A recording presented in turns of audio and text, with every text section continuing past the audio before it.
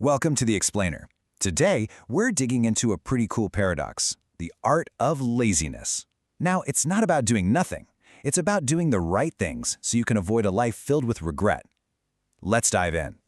So, the book we're exploring kicks things off with a tough question. It asks you to picture yourself at 80 years old, looking back on your life. What do you see? This isn't about being gloomy, not at all. It's actually a super powerful way to frame the choices you make today so you can avoid that heavy feeling of what if down the road. All right, so first up, let's really get to the heart of the problem we're trying to solve here. This isn't about feeling guilty for watching one more episode on Netflix. No, this is about understanding the deep, long-term pain that comes from regret. And when you look at what people actually regret, it's pretty eye-opening. The book points out it's things like not chasing a passion, letting precious time with family just slip away, or staying stuck in a job that drains your soul.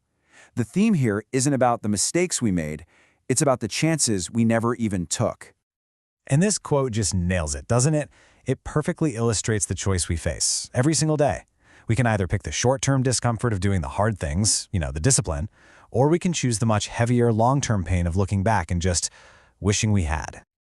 So, the big question is, how do we actually choose discipline over regret? Well, the book argues that it all starts with one single, non-negotiable principle, taking ownership. And this is it. This is the absolute bedrock of any real, lasting change. It means looking at your life, the good, the bad, all of it, and saying, yep, this is on me.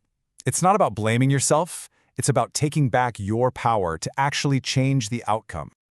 I love this quote because it completely flips the script. It reframes responsibility not as some heavy burden you have to carry, but as the price of admission for achieving anything that truly matters. It's the key that unlocks your ability to make a change. Okay, now the book gets really blunt here, and it's something we all need to hear. Pointing fingers is a complete dead end. Sure, blaming your boss or your past or just bad luck might feel good for a second, but it leaves you completely powerless. The real power, the only power, comes from looking in the mirror and deciding to do something about it. All right, so you've taken that massive step of accepting 100% responsibility. That's huge. Now, the next stage is to get under the hood and actively start to rewire the mental habits that have been holding you back. This is such a powerful way to look at it. The book basically boils down our daily choices to this super simple but incredibly profound trade-off. If you choose the easy path right now, hitting snooze, scrolling on your phone instead of working, you're building a hard life for yourself later. But if you embrace the hard choices today, you create an easier, way more fulfilling life down the road. You know how our brains just love to slap a label on everything instantly? This is good, that's bad. Well, the book argues this is a huge mental trap. Life is way more complicated than that. What seems like a total disaster today might actually be the thing that leads to a major breakthrough tomorrow. And there's this great little story in the book to illustrate this, the classic parable of the farmer. So his horse runs away. Everyone says, oh, that's bad. But then the horse comes back with 10 wild horses. Everyone says, wow, that's good. But then his son breaks his leg trying to tame one. Bad again. Until the army comes to town to draft all the young men, but his son gets to stay home because of his broken leg. The point is, you just don't know. So instead of good or bad, just say maybe. Observe, don't judge. Okay, so we've got the new mindset locked in. Now we're ready for action. Let's get into a few simple but seriously effective tools from the book that can help you get moving, like right now.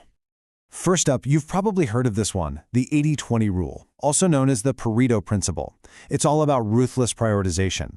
So instead of looking at a to-do list with 20 different things, you find the 3 or 4 items that will actually give you 80% of your results. That's where you pour your energy first. Now this next one is a total game changer. Parkinson's law. You know exactly how this works, right? If you give yourself a whole week to do a task that should only take 2 hours, somehow it'll take you the entire week. This law teaches us to give ourselves shorter, more aggressive deadlines. That pressure creates intense focus and forces you to be efficient, which is the ultimate enemy of procrastination. And finally, the book suggests this incredibly simple but powerful little habit you can do for just 10 minutes at the end of each day. You just reflect on what you did, you plan for tomorrow, and you zero in on your top priorities. It brings so much intention and clarity to your life one day at a time. All right, so you've taken responsibility. You've started rewiring your mindset. You've even got some tools to work with. So what's that last crucial ingredient? It's a real, powerful sense of urgency. Man, I absolutely love this proverb. You can't change the past. You can't go back and start that project or make that phone call 20 years ago. And you know what? That's okay, because you have right now. The power to act is always, always in this present moment. And that brings us to the book's final massive takeaway. You have to stop waiting. Waiting for the perfect time is just a fancy form of procrastination. The author literally calls it the worst excuse.